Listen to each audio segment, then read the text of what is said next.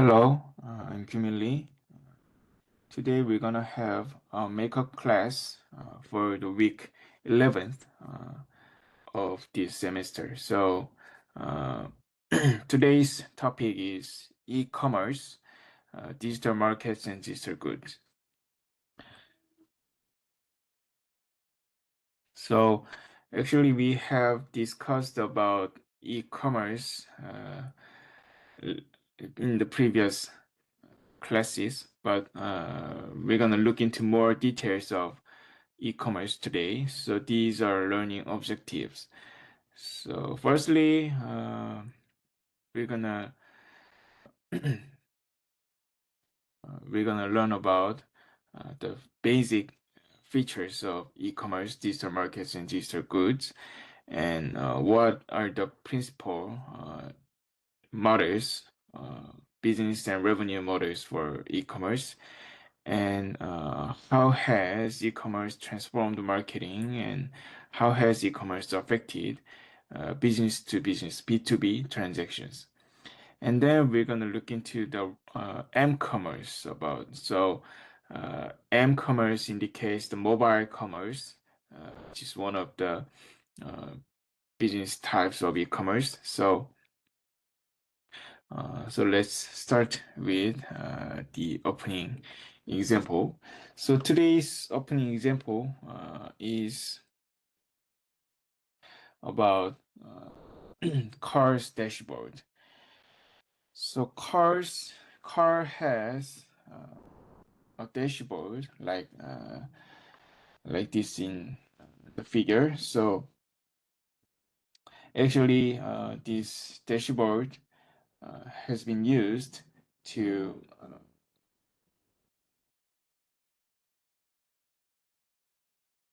actually this dashboard has been used to some adjustment of the car's conditions, such as turning on or off air conditioner, or adjusting temperature, and something like turning on the radio. And so that was limited uh, in the past, that the dashboard has had limited features, but today the car's dashboard are emerging as the fourth screen after television, computers, and mobile phones.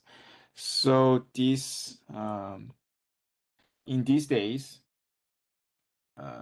almost every dashboard has a large display, large screen, and you can also touch it.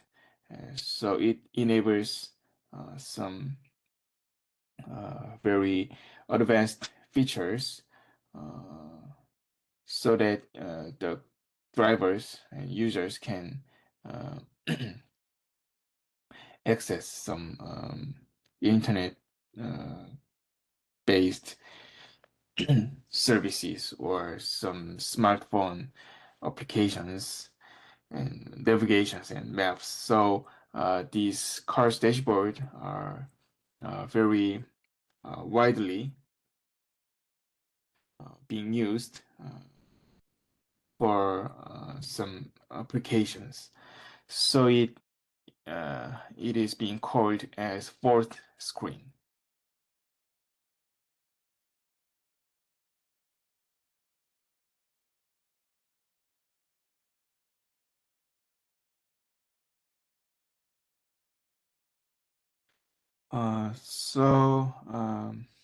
However, there's is a problem. So there are some opportunities presented by new technology. So with the advances in cars dashboard technology, such as connection to the internet or wider screen and touch screen, so there are so many opportunities presented by this kind of new technologies related to the car's dashboard. So uh, companies have to use these opportunities uh, to obtain their uh, profits, their revenues from using these new kind of medium, a new kind of screen to serve many kinds of applications, many kinds of some advertisements, and many things to do. So, for example, companies can place target ads, target advertisements on the dashboard screen. So you can order coffee in your car and you can find gas station or local food restaurant easily. And some insurance companies offer lower rates to cautious drivers by using the driving history of your uh, car, and the information can be shared with the insurance companies by uh, which have been collected by the dashboard. So actually, today this dashboard system is called uh, car infotainment systems. So it has some very helpful features and like applications or navigation, but it also uh, has some uh, has some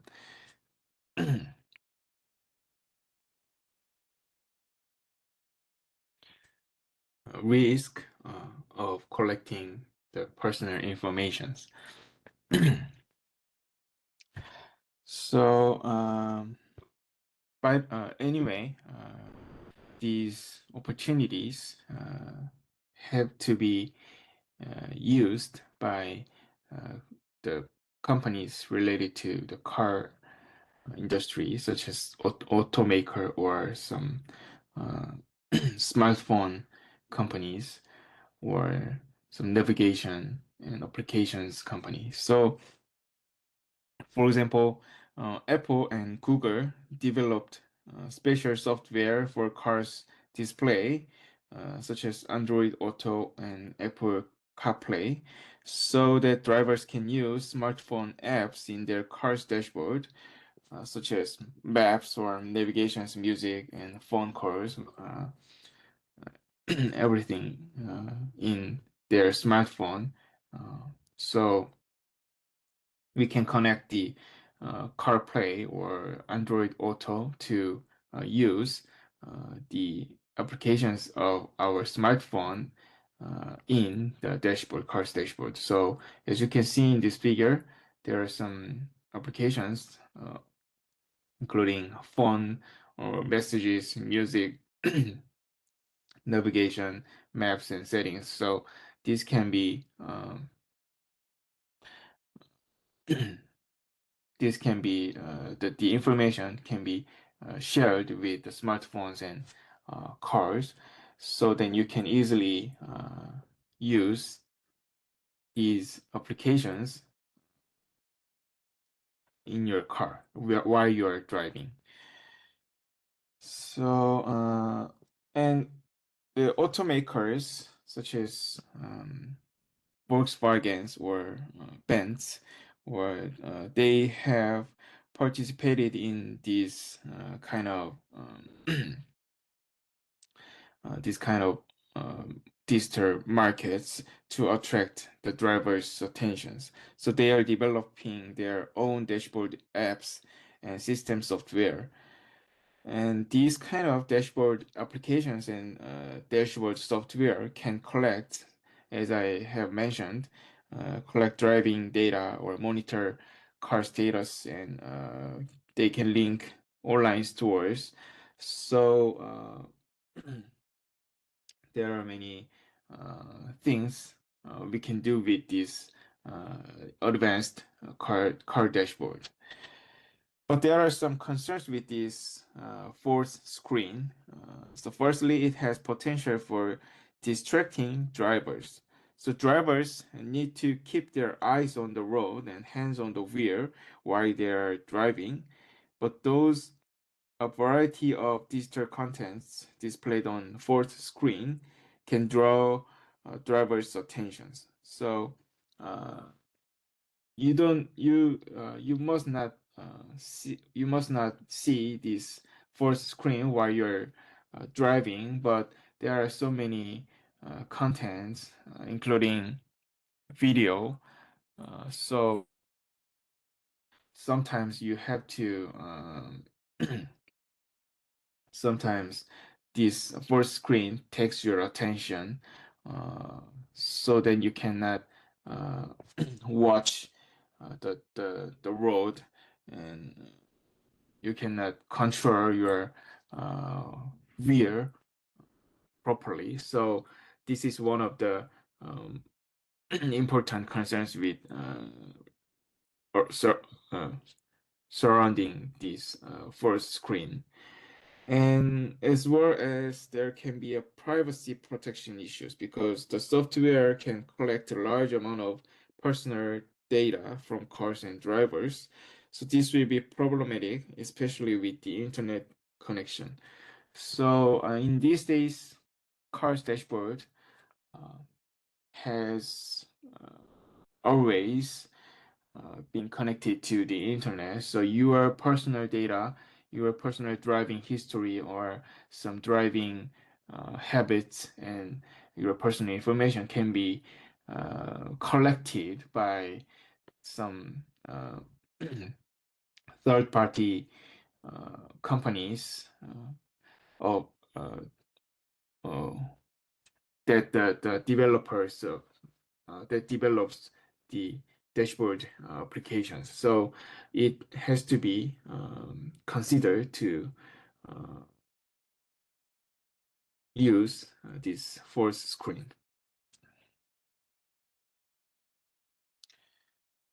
So this is the diagram. So there are some opportunities presented by new technology, new dashboard technology. So firms try to design new business and revenue model related to these new market opportunities, and the firms try to partner with software providers such as Apple or Google's to develop special software for smartphone app users. And they need to consider, as I mentioned, data privacy restrictions and non-distracting interfaces.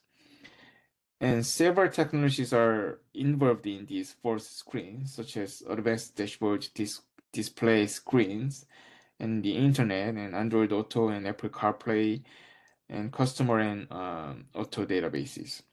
So today's dashboard display systems can be used as an information system to present location-based advertisements and collect customer data and analyze customer and car data and support purchases. So these dashboard display systems can generate new revenue, and this system can increase customer intimacy. But possibly it can invade the user's privacy, so need to carefully deal with this kind of issues, this kind of concerns. So this opening example illustrates the major trends in e-commerce. E-commerce moves to the automobile platform as well as the mobile devices. So e-commerce is not only in the PCs, in the computers, but today they most of e-commerce can be um, most of e-commerce business can exist in mobile platforms, mobile device, or auto mobile platforms.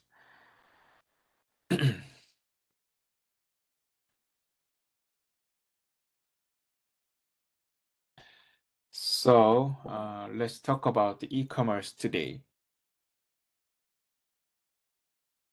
The e-commerce means the use of the internet and web to transact business. So there are three major segments in e-commerce uh, business, such as retail goods or travel and services and online content. Actually, this kind of e-commerce began in 1995. Uh, the start of e-commerce was the Netscape.com, and this e-commerce grew exponentially, so it became a new medium for advertising and sales.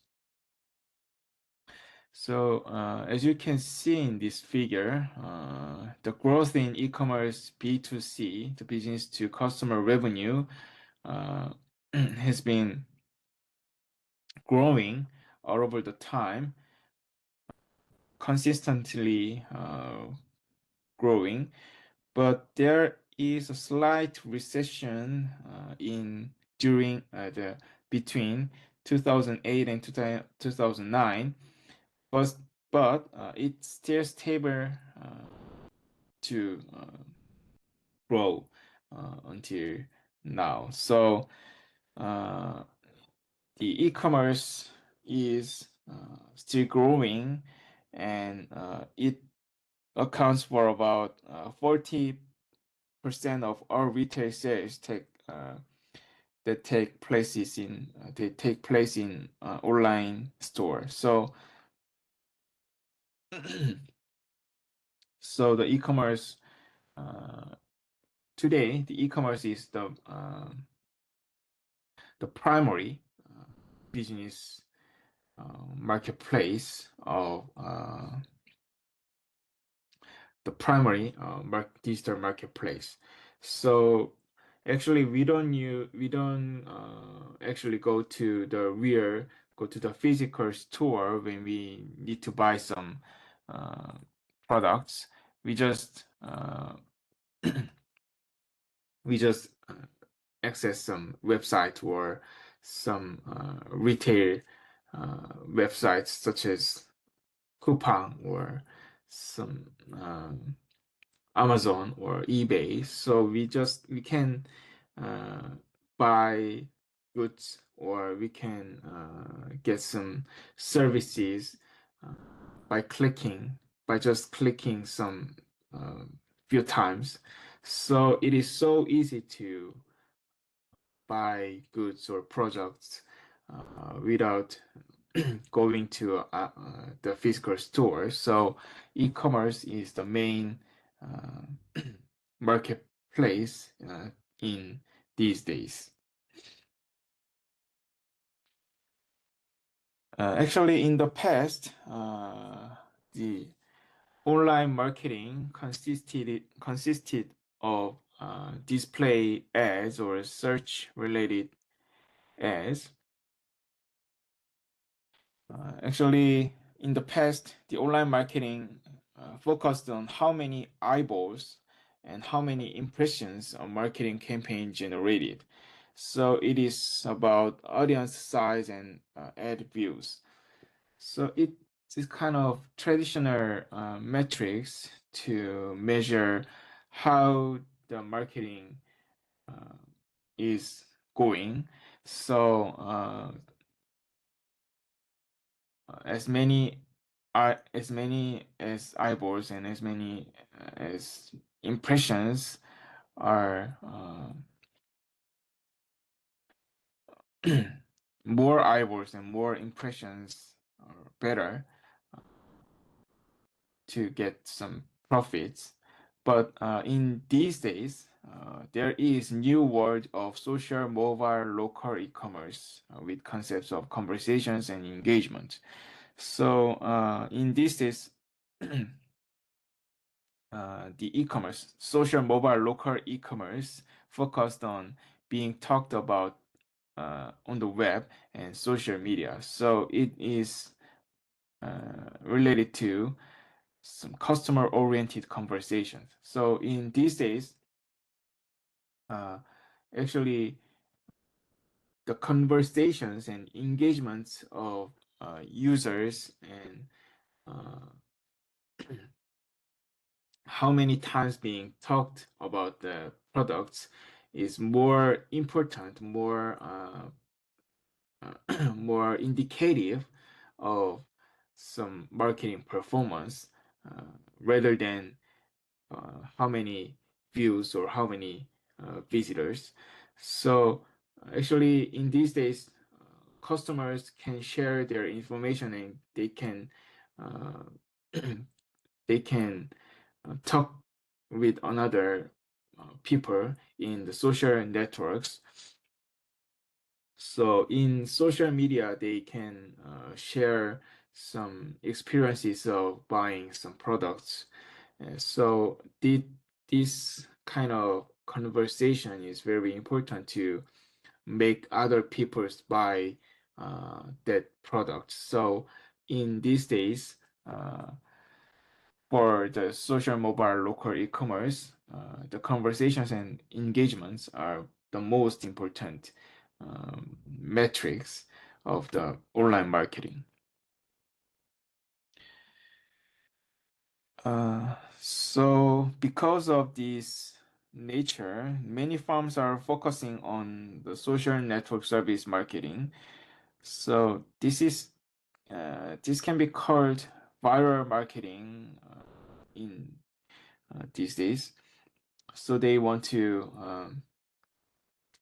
so the firms want uh, the audiences to generate many reviews and many comments about their products, so that uh, many other people can see that reviews, see that comments, and then um, know.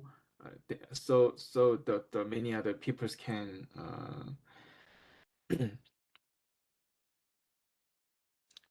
many other people can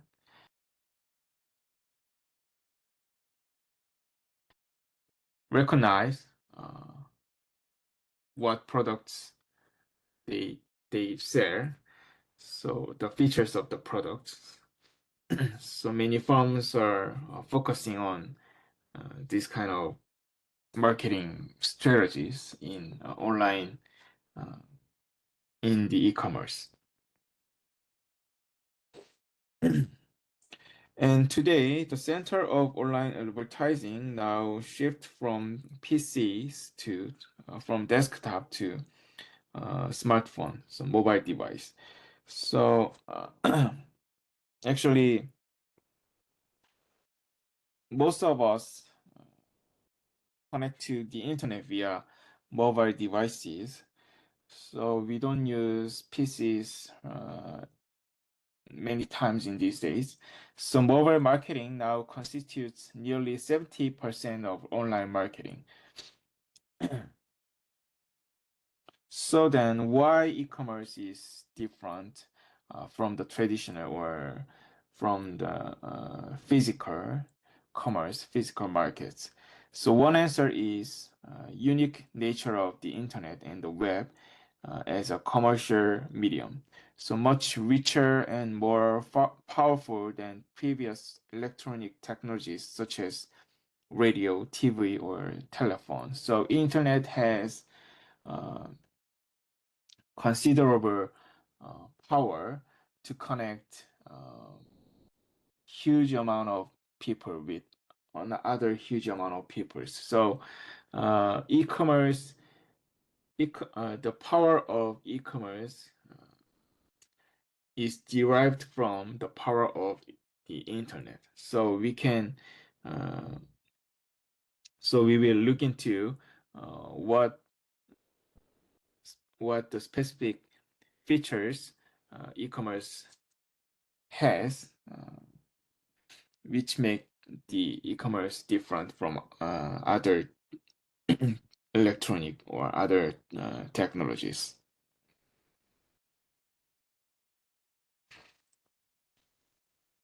So first one is ubiquity. So the e-commerce is available everywhere all the time. So the marketplace is virtual and large, so it is extended, and the customer convenience is also enhanced, and the transaction and shopping costs are reduced. So we do not need to go to the real store, physical store. We can buy products when we just click several times, as I have mentioned. So these kind of features can be uh, classified as ubiquity. And the next one is global reach.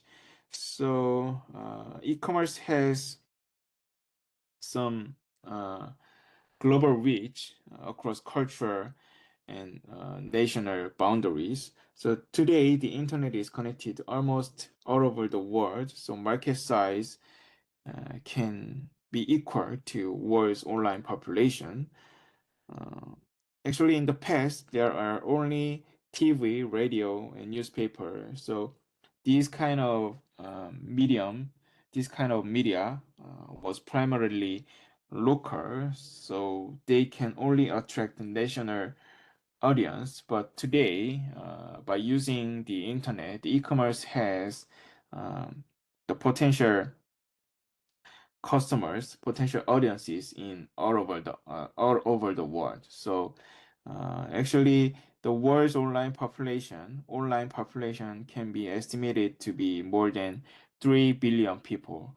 So e-commerce can become the largest marketplace in the world. And the third one is universal standards. Uh, so actually, the is internet is the same to all the um, users in the world. So this can be some um, universal standards. So all nations, all people, all users, all companies share the same internet standards for the use of their uh, network connections. So actually, the TV or radio standards differ around the world. So these kind of universal standards can lower market entry costs and search costs uh, of the users of the e-commerce. Actually, the market entry cost indicates the cost merchants must pay to bring their goods to market. So in for the physical market, the merchants have to bring their goods physically in the market. They have to um, deliver some kind of products one location to other location to market.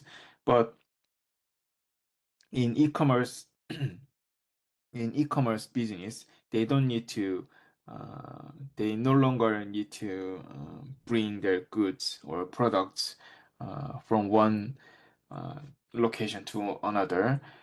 It just they can just they just upload or some access some website or upload some information or some share some information. This is only step they require uh, to sell their goods. And the search costs indicate the effort required to find suitable or cheap products. So for the physical markets, you have to looking around many shops, many stores to uh, find out the suitable products, suitable and cheap uh, price products. But in the internet, you can just search many products, many sellers from all around the world by clicking a few times. So the search cost and the market entry cost are significantly reduced by using the internet, by using the universal standard. And then there is an information richness. So this concept refers to complexity and content of a message. So in e-commerce,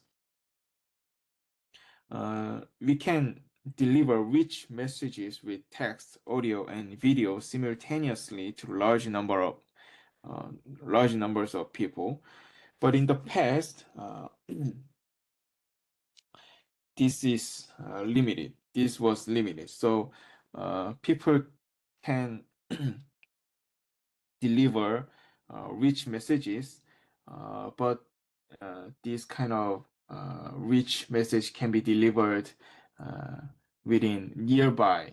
So they cannot bring such large amount of information, large of variety of informations and variety of contents to uh, to other markets far from here.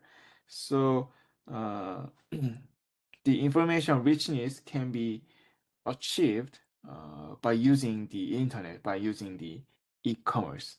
So we can easily deliver, easily share some variety of contents and large amount of information simultaneously to many numbers of people in the internet. Then there are another features that e-commerce had. So interactivity means the two-way communication between merchant and consumer. So actually, for example, TV cannot make conversations with viewers. It was one-way communication. So TV, so the content provider of the television uh, can provide their contents through TV, and the viewers uh, can only uh, watch the content, and they cannot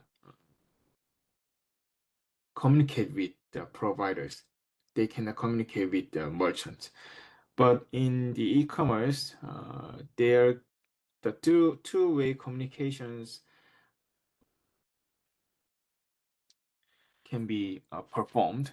So the e-commerce allows merchants to engage more consumers in ways similar to face-to-face experience, but on a massive and global scale. So this interactivity is one of the important features of e-commerce.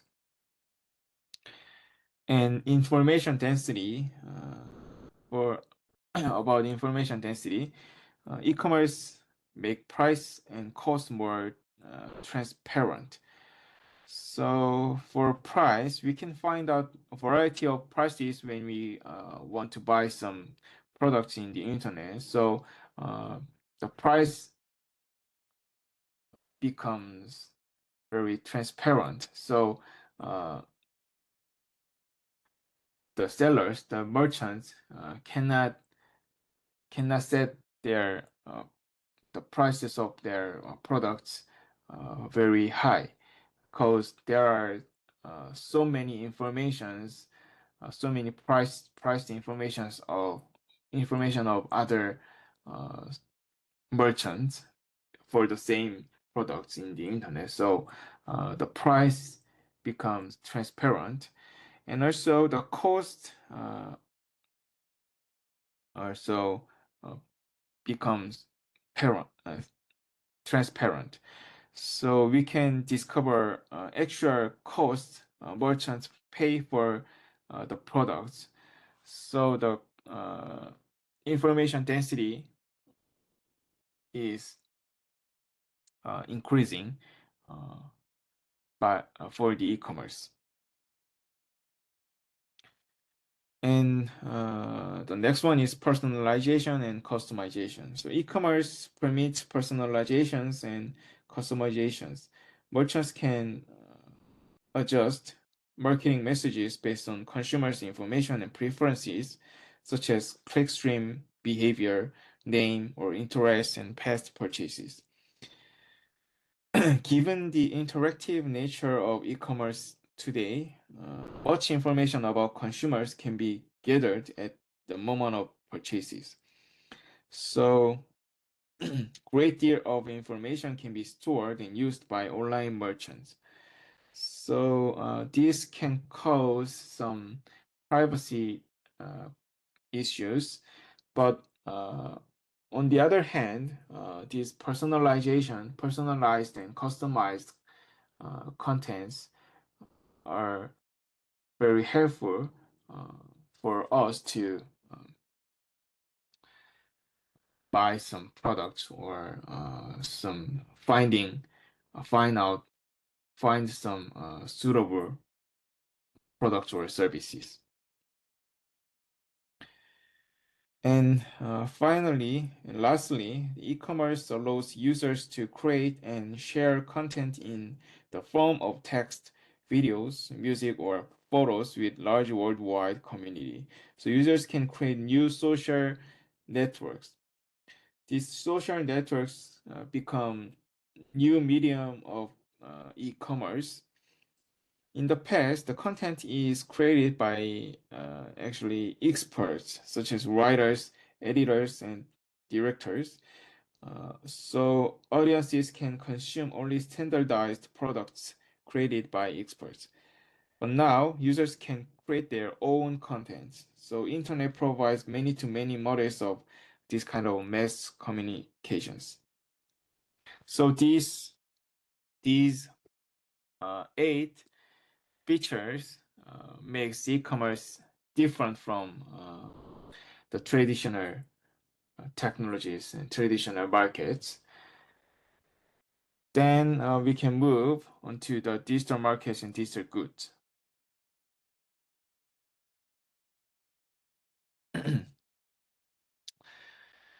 So the internet has created digital marketplace where people all over the world can exchange large amount of information directly, instantly, and free.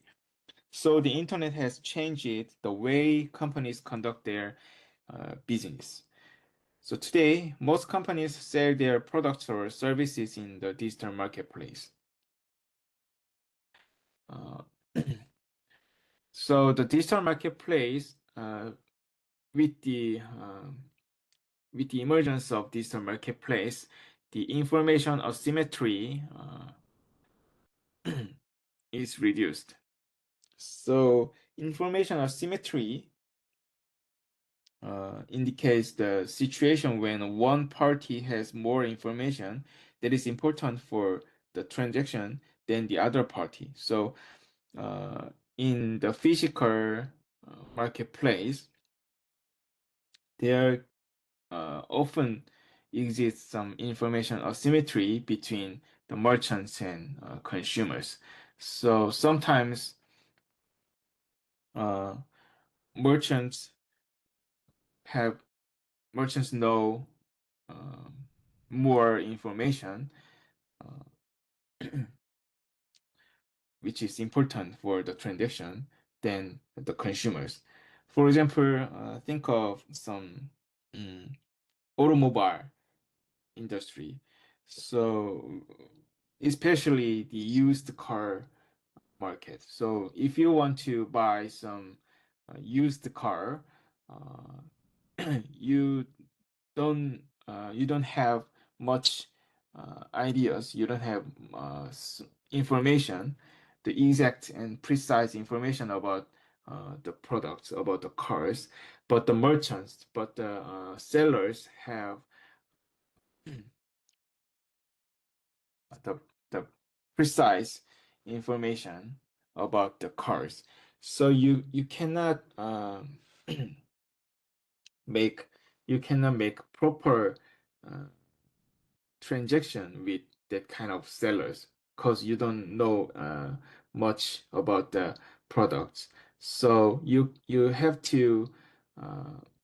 have to take the price that the sellers want to receive in the physical market. But in digital market, both consumers and merchants can see the prices being charged for goods. So most of products being sold in the internet, uh, we can get some information about the uh, costs and the prices being charged for the goods. So in the internet, in the digital markets, this kind of information asymmetry is highly reduced. So we can use some price comparison websites such as Skyscanner or some Expedia, Hotels.com. So we can compare many prices for the same products or same services. So these uh, by using this kind of e-commerce technology, e-commerce internet technology, we can uh, the information asymmetry becomes uh, more the information becomes more transparent. And menu search and transaction costs are also reduced. So menu cost indicates the cost of changing prices.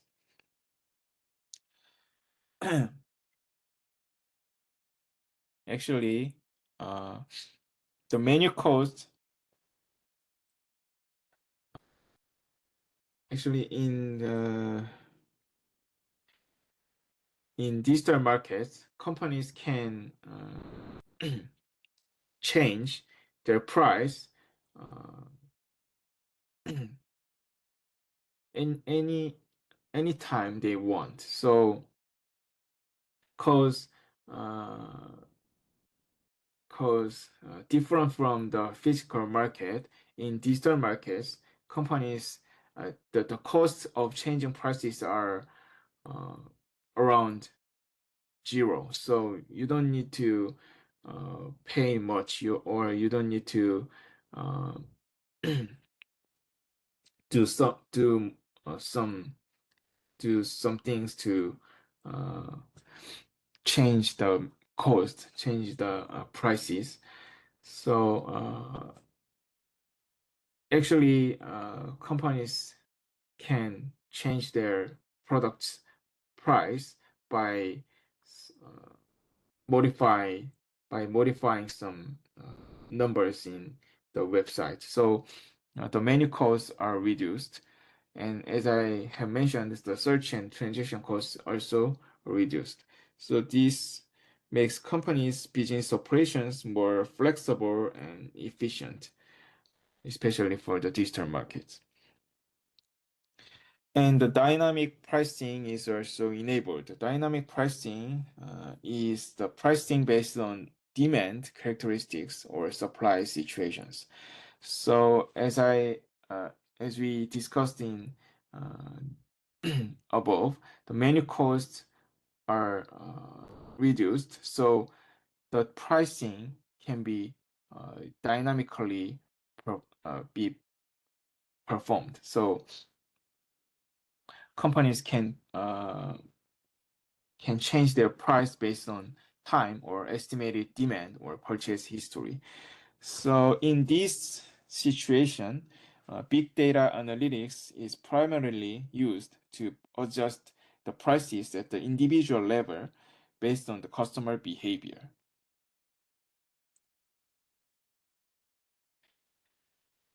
And the digital markets can either reduce or increase switching costs. So this is depending on the nature of product or service being sold. So for example, retail store in the retail store, people can easily switch to another online retail store where the same goods are sold at lower price. So in this case, the switching cost would be small. But on the other hand, for another example, in the movie theater in offline, people can choose movie theater according to their preferences. But in online, especially for video streaming services such as Netflix, they cannot switch to other service once they start to subscribe it. So it means high switching costs. So the switching costs in the digital markets uh, are depending on the nature of product or service being sold. And another feature of digital markets is delayed gratification. So in general, a customer's gratification, which means like pleasure or enjoyment by which that can be obtained by buying some products or by getting some services or from purchasing. So the customer's gratification should be delayed because of the required time for shipping. So if you buy some products in online, you have to wait until you get the actual item on your hands. So this kind of shipping time makes your gratification, makes your pleasure uh, being delayed. So this kind of delayed gratification is one of the uh, characteristics of the digital markets. And the last one is bypassing intermediaries. So digital markets don't need intermediaries such as distributors or retail outlets. This can lower the purchase transaction cost significantly. So uh, this is the diagram which describes the benefits of this intermediation to the consumer. So this diagram illustrates how much savings result from bypassing intermediaries in the distribution process. So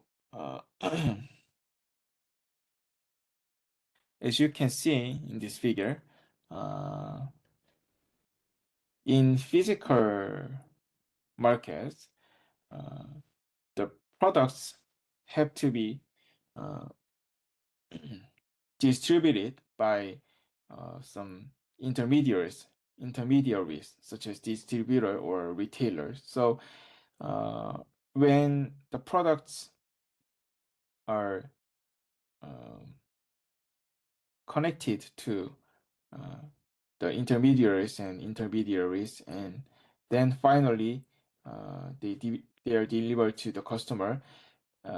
Every time the intermediaries are um,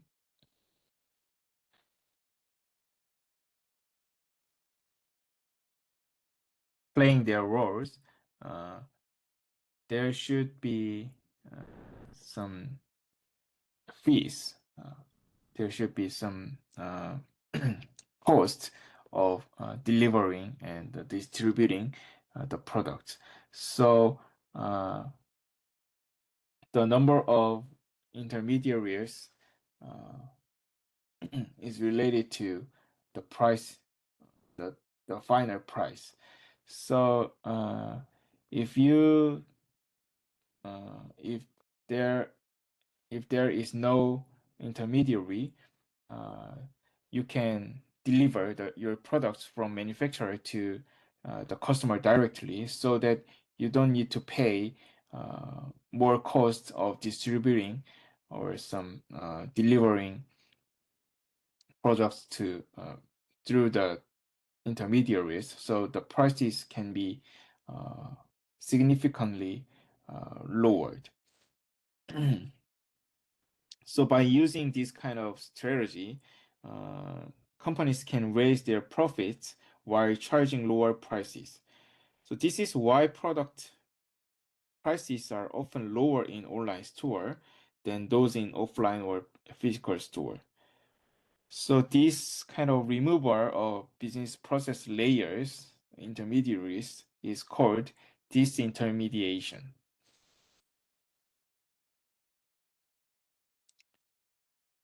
So this is the summary of differences between digital and traditional markets. So I'm gonna skip the details in the summary table, but it will be better for you to read the details later for your information. So then we can move on to the digital goods. So digital goods refer to the goods that can be delivered over a digital network. So it's more like most of these goods are intellectual property, such as music tracks or video, software, newspapers, magazines, and books. So one one one one feature of these goods is they can be downloaded. So we can download some digital goods from some digital markets or digital stores. So today we consume uh, consume this kind of digital goods every day our in our daily life, such as for example we watch some TV series or we watch some movies from the Netflix, and we listen to the musics by using some YouTube or some Apple Music or Spotify. So these are goods are very common things, very common goods we are consuming in these days. Actually, the cost of digital goods, the characteristics of the cost of digital goods are somewhat different from the physical goods. So, for digital goods, the producing the original first unit is relatively high, or almost entire cost of product. However, the producing another unit is about zero. So think about the music track. So uh, if you uh, if you create some music track, you have to put your um, efforts and many you have to purchase some music instrument and some digital devices for recording. And there are so many costs for producing one music track. But after once you create, once the first unit of the music track is created, then after then uh, producing another unit is about zero. So we can just copy the first recorded music track files. So this is one of the representative characteristics of the digital goods. And also the cost of delivery over the internet is also very low. So we can share some digital goods through the internet, so we don't need to pay shipping costs and we don't need to schedule shipping, schedule the shipments. So we just need to pay some the internet provider. So the cost of delivery is also very low, and the marketing costs remain the same. So pricing can be highly variable.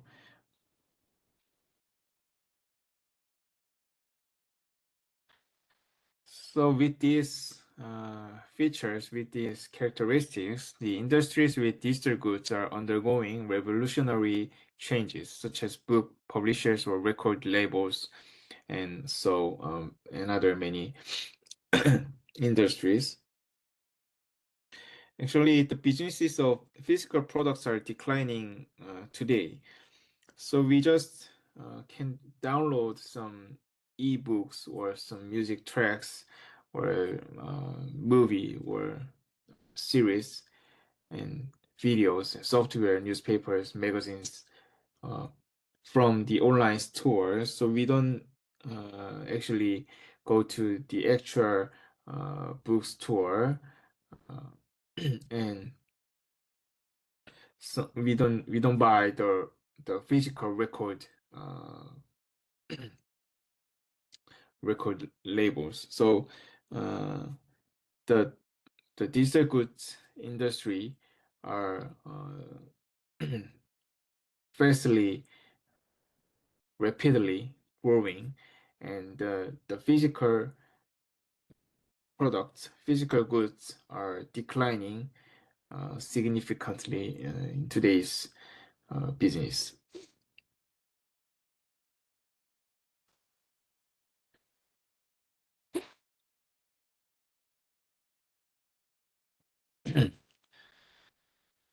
So, there are some types of e-commerce. Three major types of e-commerce exist. So, first one is business to consumer, so B2C. So this is uh, the most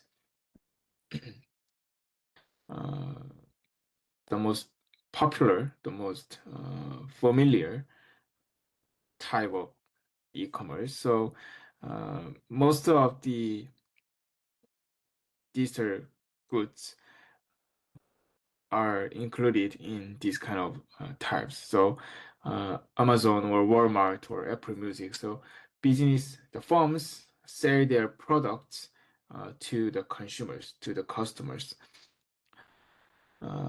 But there is another major type of e-commerce, business to business, B2B. So this is uh, this accounts for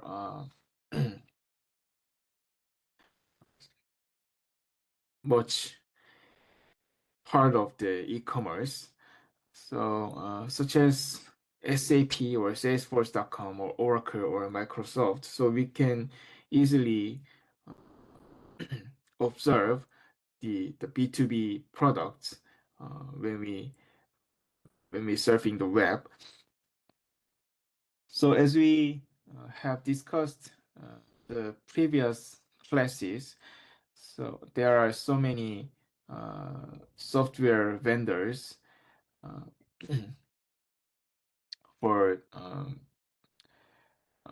providing some enterprise system softwares or some CRM, the customer relationship management softwares and supply chain management software. So uh, the SAP or Salesforce.com or some other cloud computing service companies sell their products, especially their solutions or some services or some cloud computing um, plans to to other forms. So this kind of commerce can be called is called B2B. And there is consumer to consumer as well. So in the e-commerce, consumers sell uh, their products or their own uh, things to other consumers. So there are some platforms where consumers can sell their goods or used goods to other consumers, such as eBay or Carrot Market in Korea. So these platforms have feature of auctioning. So these platforms act as platform or intermediaries that charge intermediation fee. So this kind of C2C commerce is one of the major types of e-commerce. And there is another way of categorizing electronic commerce, e-commerce transactions. So we can categorizing the e-commerce by platform. So in the one of the representative platform is the mobile device, mobile platform. So we will look into the mobile commerce later. So mobile commerce uh, can be the uh, one of the way to categorize the e-commerce.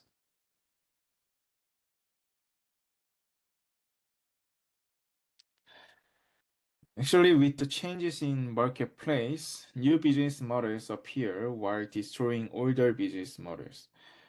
So there are some internet business models which appear uh, by with the changes in the changes from physical marketplace to the digital marketplace. So one of them is e-tailer, so online retail store. It provides convenient and low-cost shopping 24/7. And some are subsidiaries of existing physical stores, but others operate only in online without any physical locations. And there are some transaction brokers uh, which process online sales transactions. Uh, the largest industries using this transaction broker model are financial services and travel services. So transaction brokers provide savings of money and time. They charge fees each time a transaction occurs. For example, Expedia can be one of the transaction brokers. And there is market creator, so which provide digital environment where buyers and sellers can meet or search for products or display products. So eBay or Uber or Airbnb can be one of this kind of business models. And content provider creates revenue by providing digital content such as music tracks or video, photos or games, news. So there are many content providers in these days, such as Apple Music or Netflix or Steam, which is game streaming platform. And community provider provides an online meeting place where people with similar interests can communicate. So this is kind of social media, social network services such as Facebook or Twitter or LinkedIn. And the portal plays a role of gateways to the web. So it is often set up as homepage.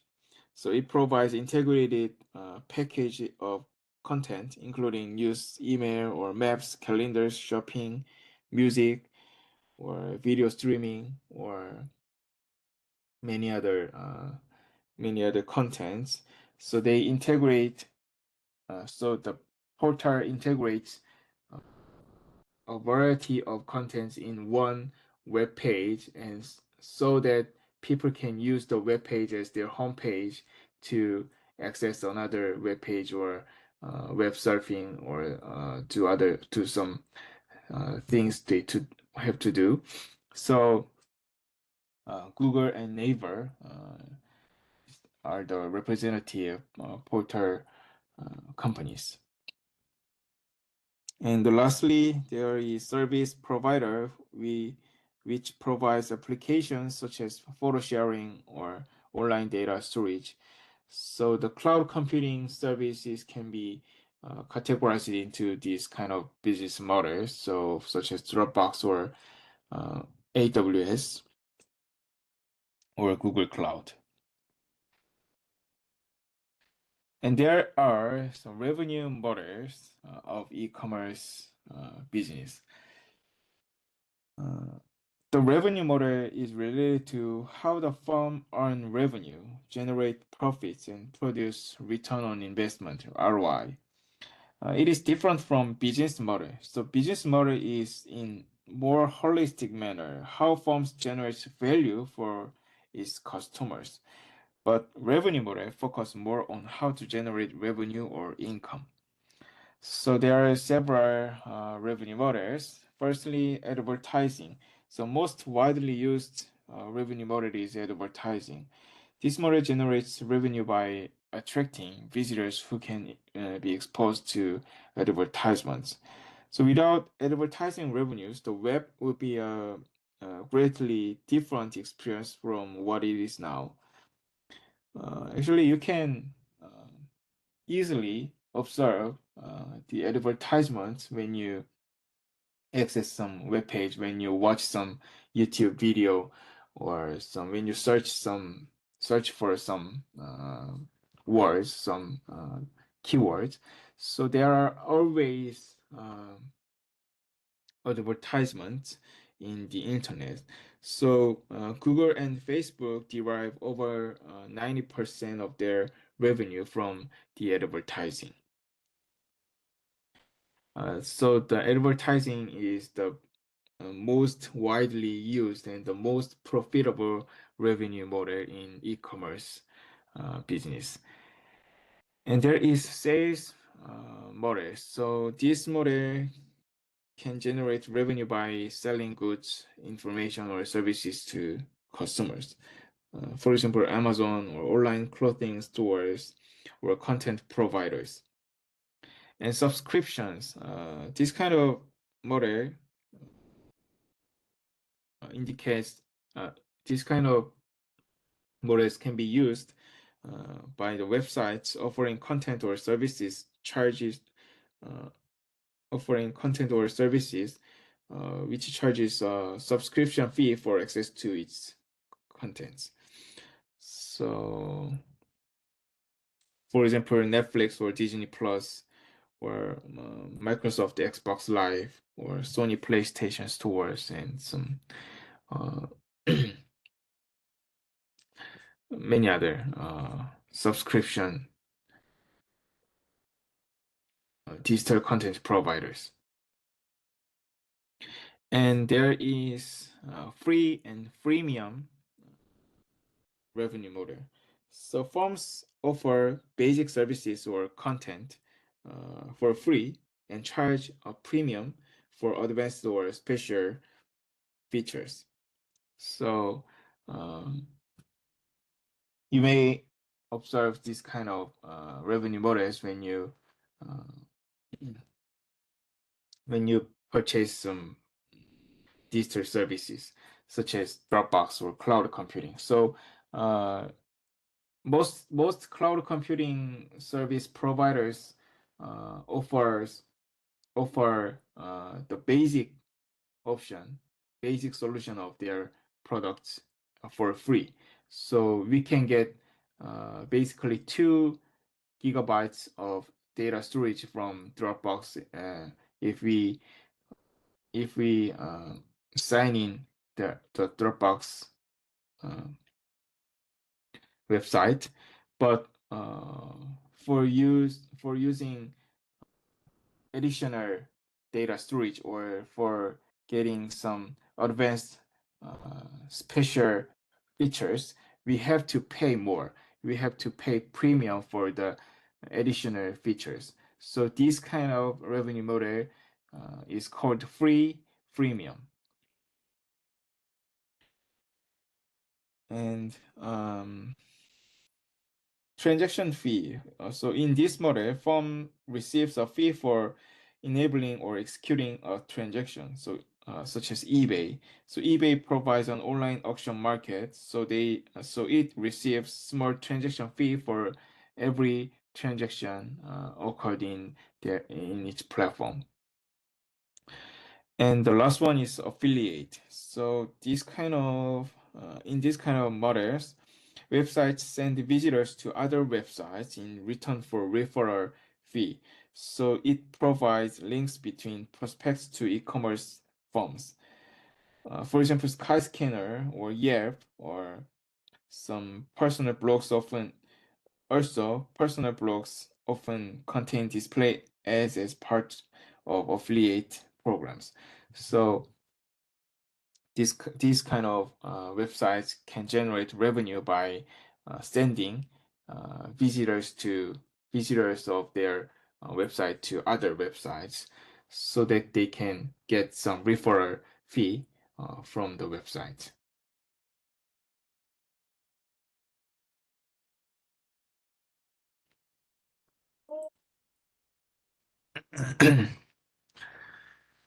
So then let's move on to the next part.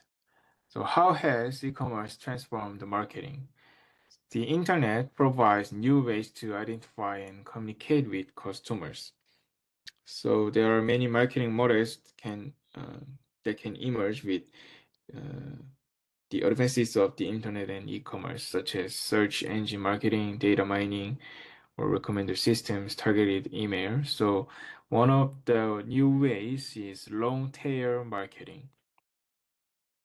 So long tail means in distribution curve, there always exists long tail, not the primary group, but has potential of revenue. So some firms focus on such kind of small long tail consumers, small market segments by targeting their special preferences. So this long tail marketing is focused on the small online audiences. So they find small market segments, for example, some sell independent music profitably to small audiences. And there are another new ways of marketing. So internet advertising formats. So such as there are search engine or display ads and video ads and sponsorships. Then the representative marketing strategy of related to the e-commerce is behavioral targeting. So behavioral targeting is the tracking user behavior to understand their interests and intentions. There are beliefs that precise understanding of customer leads to more efficient marketing. For example, websites record the site that users visited prior to coming to the website, uh, or type of OS or web browser, and time spent on each page. So this information is used to understand user behavior and predict or analyze preferences and user intentions. And there are some advertising networks.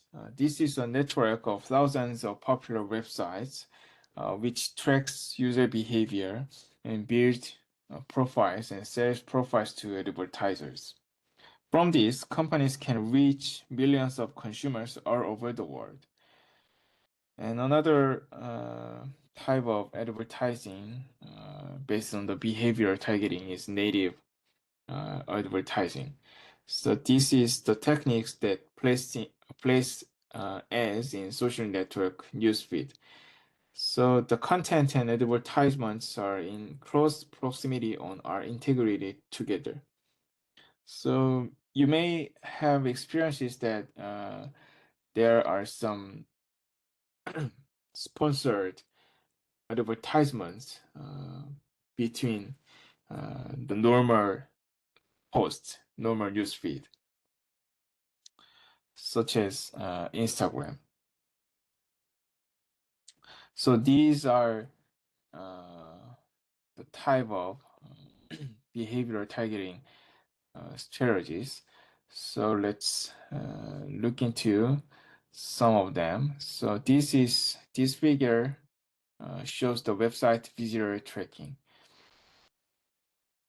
So this means that tracking click stream of users. So a customer, if a customer click on the home page, the store can tell that the shopper arrived from at some at some time. So this time information might help determining staffing for customer service centers and how long she lingered in on the homepage, how long she when the shopper leave the page. So this information might indicate trouble navigating the site. So the shoppers show the so the shopper clicks on some items such as blouse, then clicks to view a woman's pink blouse. Uh, and then the shopper clicks to select this item in a size, in a specific size and specific color, and click to place it in her shopping cart.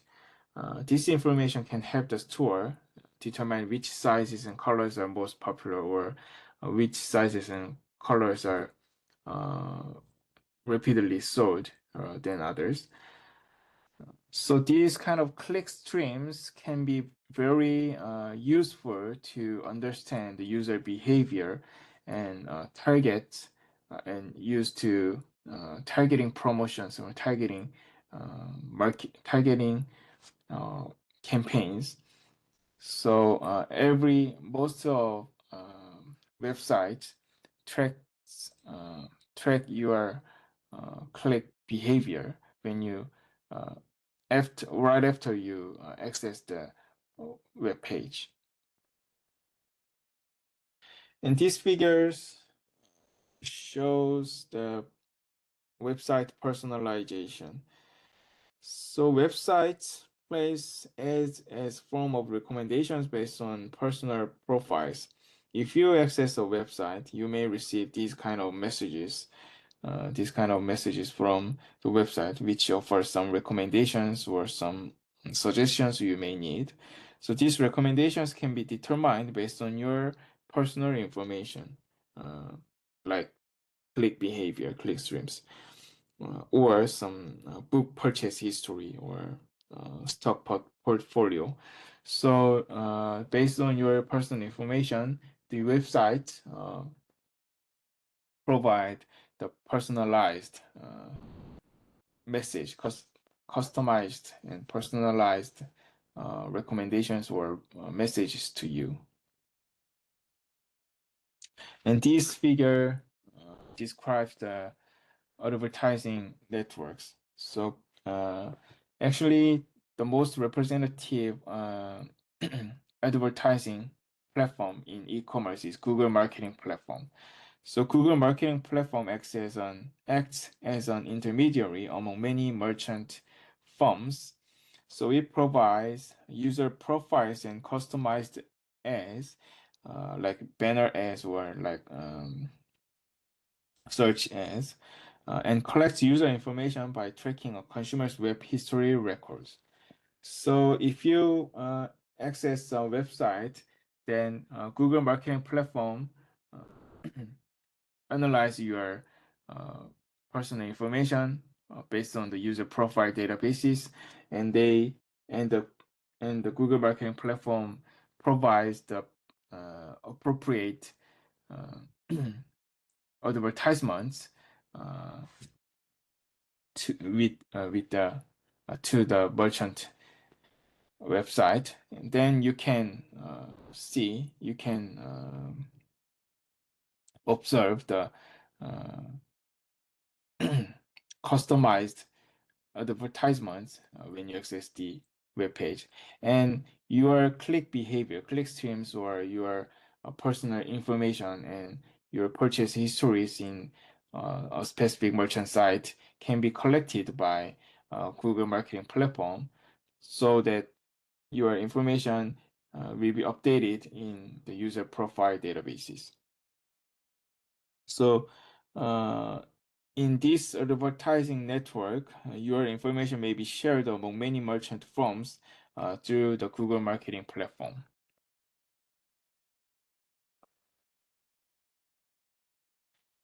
And this figure exemplifies the Instagram native advertisements. You may have seen these kind of commercials which are placed between user posts, so they pretend that they are not advertisement. When we use Instagram, this is very common things. So it's kind of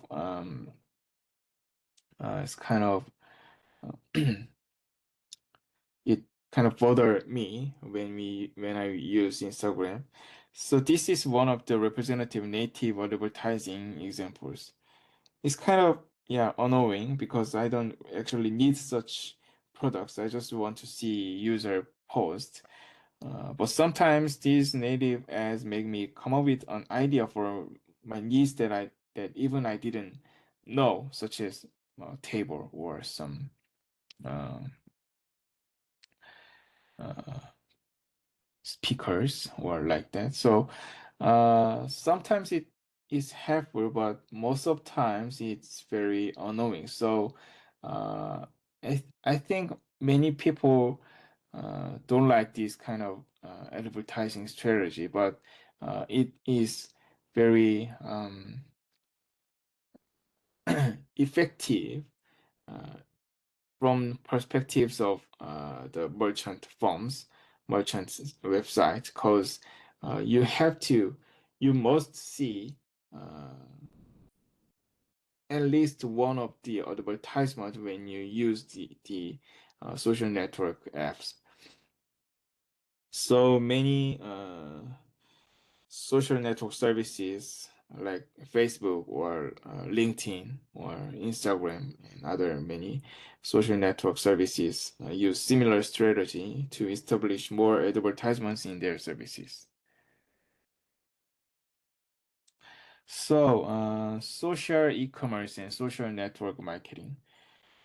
So social e-commerce is commerce based on digital social graph. It is mapping of our significant online social relationships. You can map your own social graph. Graph means like network by drawing lines from yourself to the 10 closest people you know. If you can link 10 people, then the people can link another 10 people from each of them, so you can be linked to 100 people. So according to the small world theory, you need only six links away from any other person on earth. So if you are a marketer who wants to enter into the social e-commerce market, your target audience is not a million isolated people watching TV show, but the social network of people who have been linked with millions of other people in the world. So this is the basic strategy of social e-commerce. So there are some features of social e-commerce driving its growth, uh, such as newsfeed or timelines, social sign-on, or collaborative shopping, network notification, and social search. Uh, So newsfeed and timelines is like similar ones. When we use some social network services, there are always newsfeed, and we have our own timelines. So our posts we uh, created previously has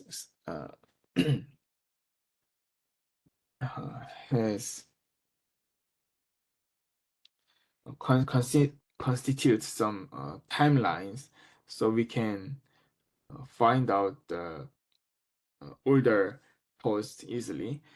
And social sign-on means that you can sign in uh, a website by using your social network service account. So this is very comfortable for us, but websites also can obtain your social profile information, and they can use it their marketing promotions also. And the collaborative shopping means that the situation consumers can share shopping experience with other users via chatting or some social network, social media. So it is one of the channel that the viral marketing uh, has uh, viral marketing influences. And the network notification means that users can share their preference of product, services, or content.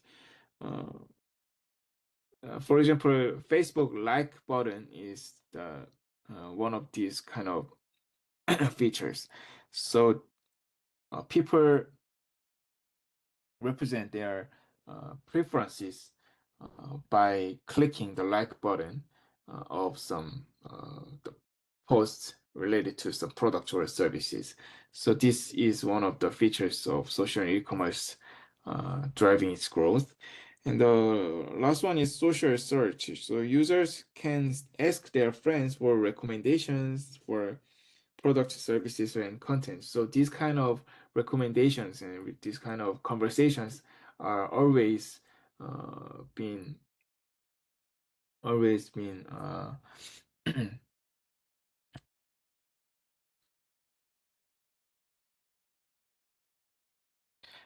placed in social network services. So all of these features can be used to understand e-commerce consumers' personal information. So today, the social network service becomes one of the largest marketplaces. So marketers are making much of their efforts for the social network marketing. They seek to use users' influence over others through the social network.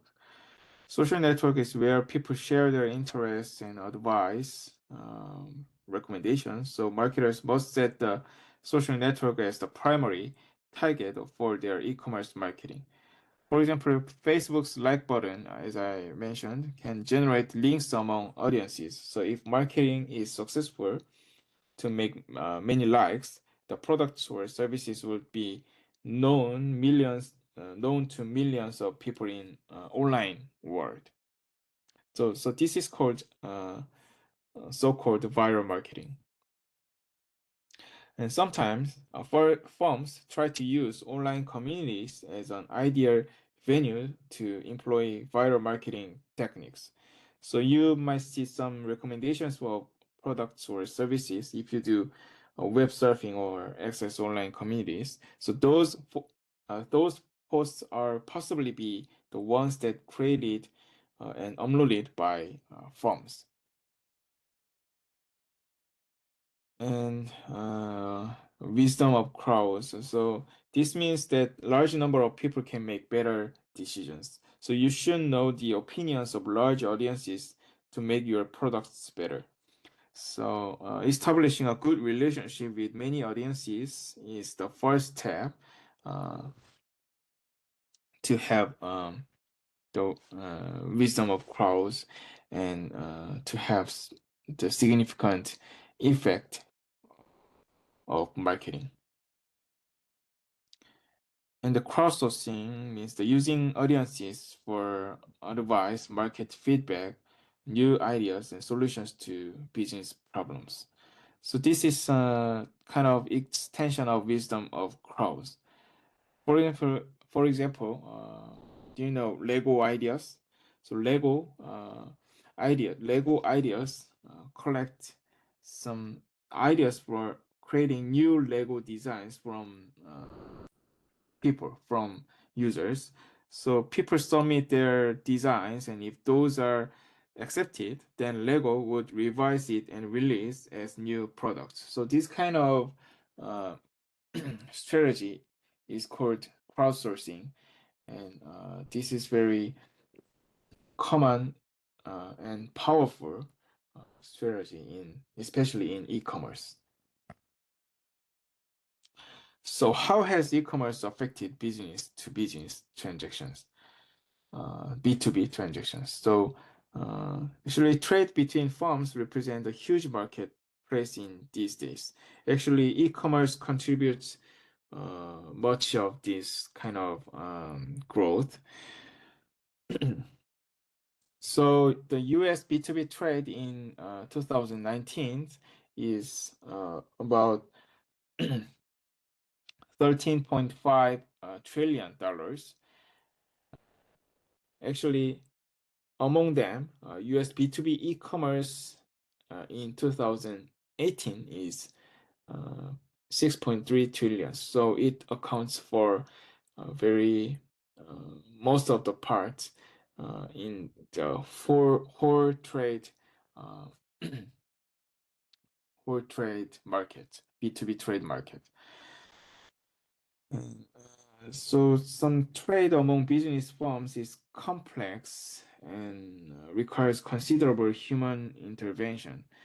It This kind of trade consumes significant resources for operating businesses, including processing paper, approving purchase decisions, using the telephone and fax machines, arranging for shipping, receiving goods.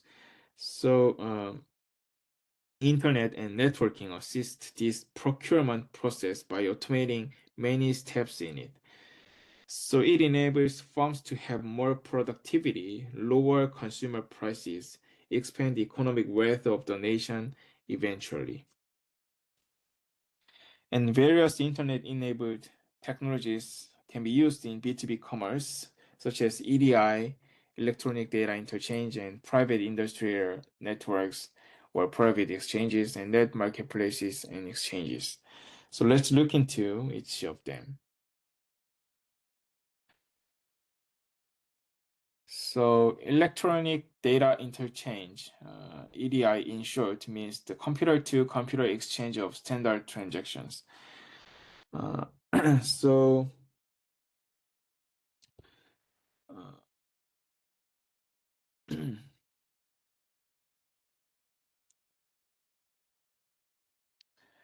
so the transactions can be automatically transmitted from one information system through a network to another information system. So this can eliminate paperwork, a lot of paperwork, such as printing or handling of paper or inputting of data at the other place. So major industries have EDI standards that define the structure and information fields of electronic transactions for each of industries. Uh, Firms use EDI as a system for their continuous replenishment. So suppliers can access to the selected parts of the purchasing firms, production and delivery schedules, and they can automatically send data about shipments. Then the purchasing firm can provide production and inventory requirements to the suppliers. So with this electronic data interchange system, the purchasing firm and suppliers can maintain the continuous replenishment processes. Actually, these EDI systems are now almost replaced by web-enabled private networks because the internet provides more flexible and low-cost platform for linking with other firms. It allows sharing a wider range of information as well. For example, procurement involves not only purchasing goods and materials, but also negotiating with suppliers, paying for goods. So companies can use the internet to locate the lowest cost supplier, search online catalogs of supplier products, and negotiate with suppliers and many other things. The private industrial network is one type of ways of B2B network, which consists of a large firm using a secure website to link to its suppliers and other business partners. The large firm owns the network and it permits the firm and designated suppliers, distributors, and other partners to share product design and development, marketing, production scheduling, inventory management, and many other information. So this is the figure that describes the private industrial network. So there is a large firm, and this large firm owns this network. So it permits other firms like suppliers or distributors to share the information inside of the firm through the network. As a representative example, Volkswagen used this kind of private network named VW Group Supply to link with many suppliers of the company. So the next one is net marketplaces, which is called e-hubs or so. So this is a single digital marketplace based on internet technology for many buyers and sellers. So net marketplaces provide features related to goods catalogs, sourcing, automating purchasing, and processing and fulfillment. So through the net marketplace, direct or indirect goods can either be sold. So direct goods are the goods used in the production processes, such as sheet steel for auto body production, and indirect goods are all other goods not directly involved in the production, such as office supplies or goods for maintenance and repair. So some net marketplaces serve vertical markets for specific industries, such as automobile, telecommunications, or machine tools. On the other hand, other net marketplaces serve horizontal markets for goods and services that can be found in many industries, such as office equipment or transportation.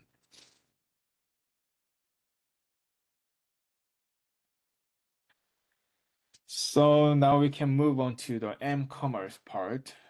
Today, almost all people have one or more mobile devices, such as smartphones, tablets, and smartwatches.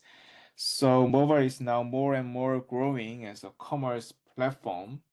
So mobile commerce, m-commerce, is fastest growing form of e-commerce.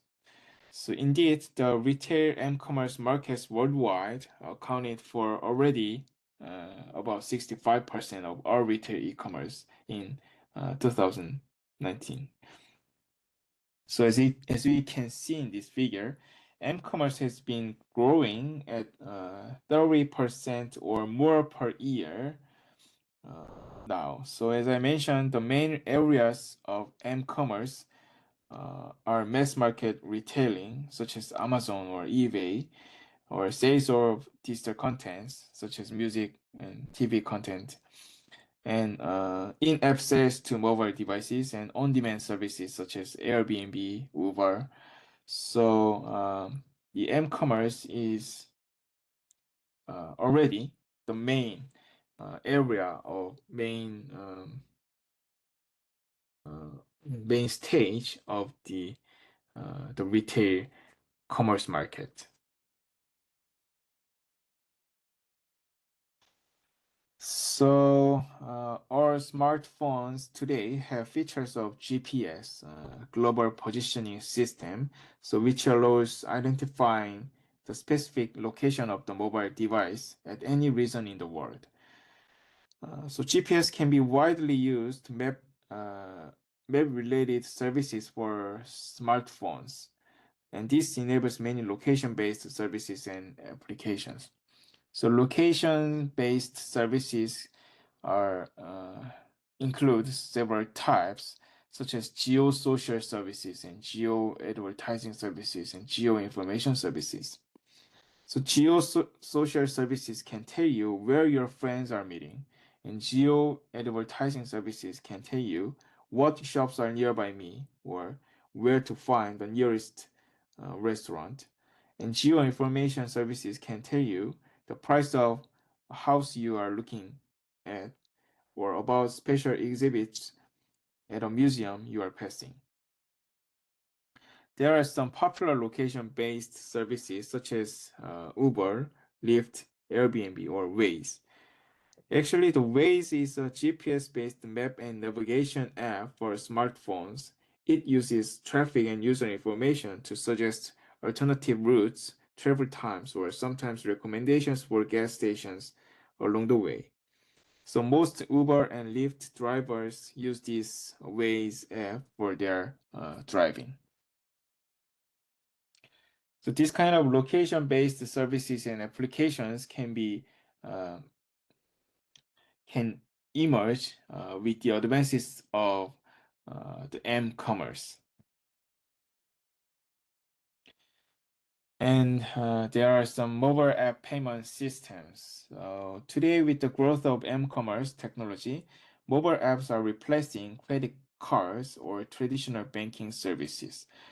So one of them is near field communication, NFC in short. As we have discovered is actually we have discovered this kind of technology in the telecommunications part in the previous class. Anyway, NFC technology is a representative uh, system for the mobile app payment. So this system uses NFC chips in both payers' mobile device and merchants' point and sale reader devices. When they are close together and activated, when the two NFC chips are close together and activated, the chips exchange encrypted data to complete a payment. So we already use this kind of technologies in various services such as Apple Pay, Google Pay, or Samsung Pay. So we can purchase some items in the store by using NFC tags, and we can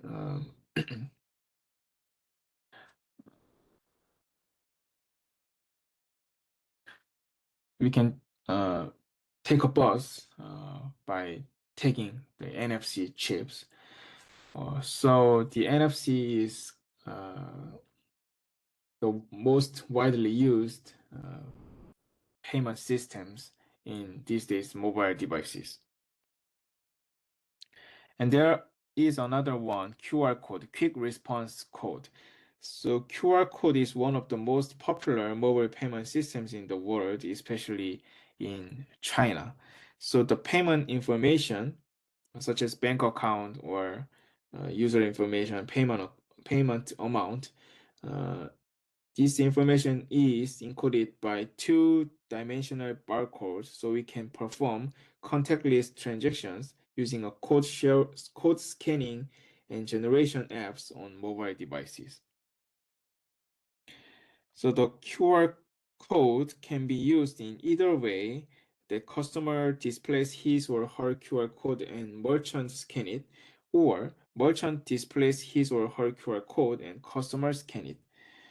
So we can use QR code in various stores such as Starbucks or Walmart, Target, Dunkin' Donuts, and many big retail stores. So this is the end of today's class. So these are the learning objectives of next class.